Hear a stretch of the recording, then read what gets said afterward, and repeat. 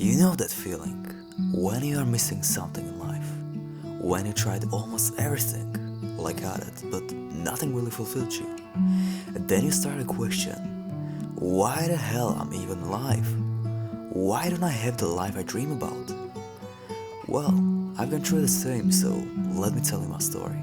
Please, be aware that this was purely my experience and don't take it as a guide or a certain truth.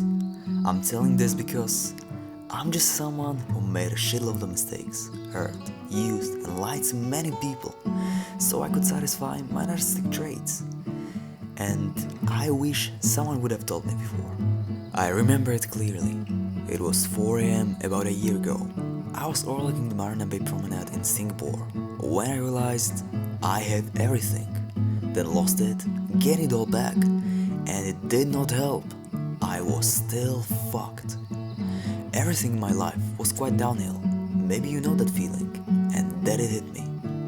There must be more to life than I'm experiencing, because if this is it, then, well, I wasn't mistaken that there is more to life, but it took me quite some time to figure it out. But let's not rush it. You know, every change starts with a good question. Therefore, I thought of one. Why am I even alive? I know I could say because my parents decided to, but honestly, I did not feel good blaming them for the things I have in my control.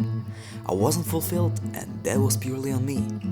So I chose to ignore this easy answer and then it hit me. It came to my mind like lightning in the middle of the storm. What is my purpose? I know it sounds like a cliche, honestly. Maybe it even is, but that's the truth.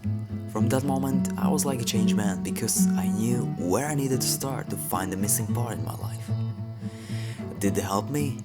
Short answer, yes and no, because I was lost and didn't know better. I found out that meaning isn't something you can think of, you need to live it out. At least, that's how I found mine. Okay, but what that means? In short, I tried to think about what I could do about my life so I would enjoy it more. The outcome was that I suffered because everything I thought of was unreachable for me. I knew the destination where I would like to end up, but did not know which route should I take. So many options, but there were trade-offs on every one of them I did not like. Honestly, I was frustrated because in a perfect world, you don't have to sacrifice anything to have everything. But I guess this is not the perfect world. You know what I'm talking about. And I want to be clear, I had to sacrifice things because with every decision, there is a trade-off you may or may not accept. That's just the way it is. Sometimes you have to do the things you hate to move things forward. At least, that's what I figured. But yeah, I had to decide, so I made a choice and started to live by it. A few months passed by and then I realized that these boundaries I set and the things I was striving for actually fulfilled me. Okay, I know this may be a little confusing, so let me say the things I did. I found the things I didn't like about myself and the world around me the most. Then I started to take steps to correct it, slowly. That's my blueprint to find meaning.